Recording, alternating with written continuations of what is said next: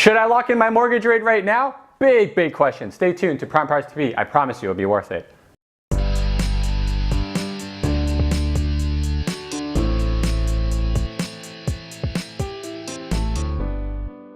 Good day, Toronto. Welcome to another episode of Prime Properties TV. I'm so glad you could join us here. Lately, I've become a bigger coffee snob than ever before. And before you judge me, let me explain my rationale. Like most normal people, I like coffee in the morning, and I'm very particular routine that I like to do. I don't like disrupting. So I've been experimenting with making my cold brew coffee lately. It's been working very well, and it's very easy to do. You basically throw a bunch of coffee in a pot of water, and you strain it after a day or two. Yes, I know there's a more precise way to do it, but I'm not a coffee connoisseur. I'm just a snob. So having that aside, it's all for efficiency, and this allows me to pour into a little mason jar, open it in the fridge, and have a nice cold brew in the morning while I write my content. Here's the interesting about making your own cold brew coffee. You really taste the subtleties of the coffee. And I drink my coffee black, just by the way. So I've been experimenting with different beans, and I have to say, the hipster, cool kid, expensive coffee beans are the best by far. But the beans, and they really do make a huge difference. So I hate that I love really expensive coffee, but they do make a big difference. So if anyone has any recommendation for good coffee beans to try, give me a shout. I'm all down for that. So on today's topic, there's a question I get a lot from my clients, and more, specifically a few clients particular and friends every time the interest rate has been going up this year. And with the recent announcement from the Bank of Canada, I thought I'd give you guys my recommendation on whether you should lock in your mortgage rate. And what we're talking about today's episode is whether or not you should change your variable rate for your mortgage to a fixed rate and lock in the current market rate in case the interest rate goes up again, okay? Again, I'm gonna preface this video by saying that I am no mortgage agent, and if you wanna speak to someone about this stuff, I can connect you to a few really good ones, okay? So just a little bit of background so you guys understand. The variable rate that your lenders or your banks provide you are based on the Bank of Canada overnight rate, which is the rate that everyone talks about when it says, oh my God, the interest rates are going up. Okay, now the fixed rate is based on the bond market, which is completely different from the Bank of Canada over rate. It is actually related to the Bank of Canada bond rate.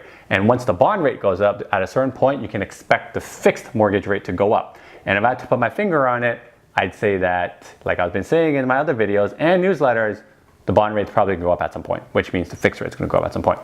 So the question becomes, with all the signs pointing to the fact that the variable rate is gonna be going up in the future and potentially the fixed rate as well, even though the variable rate tends to do a little bit better in the long haul, should you lock in your current market rate and forget about it, okay? So my answer is yes, if you check these two boxes right now, okay? One, the difference in your variable rate and the fixed rate that your lender is offering you is about like 0.5% difference. And two, you don't ever plan to break your mortgage in the next 3 to 5 years. And this includes getting a line of credit, or what we call HELOC, on your property, refinancing, or using any equity you have in your house for anything in general, okay? So let me explain why. If you're going to see the rates go up a few basis points in the coming future, you're probably going to have a fixed lower rate than the current available rate if you lock it in. And if the Bank of Canada does about 2 interest rate hikes for about 0.25% over the next 3 to 5 years that you've locked it in, you're good. It makes a lot of sense. However, you must realize that when you lock it in, you lock yourself in from doing anything with the equity. So unless you want to pay ridiculous mortgage breaking fees, and I've seen these mortgage discharge fees for over $30,000, you probably don't want to have a locked-in mortgage rate if you ever want to use the equity in your house.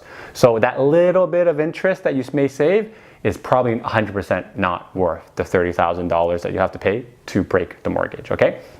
So who should not lock up their mortgage? Here are just a few people, top of my head, I'm thinking. 1, investors who refinance and buy more properties. 2, people who live off line of credit.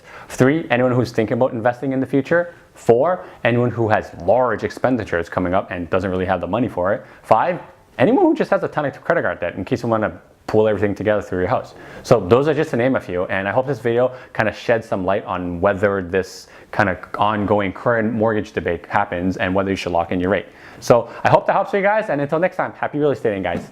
Thank you guys for watching. If you guys learned something, give me a thumbs up, or if you enjoyed watching these videos, subscribe to Prime Properties TV right over here. If you have any questions, feel free to reach out to me or leave a comment in the comment section below. And remember, guys, please share this with your family and friends, because like I always say, an educated consumer is the best consumer. I'll see you next time, Toronto. So if the bond rate goes up, okay, we gotta restart that.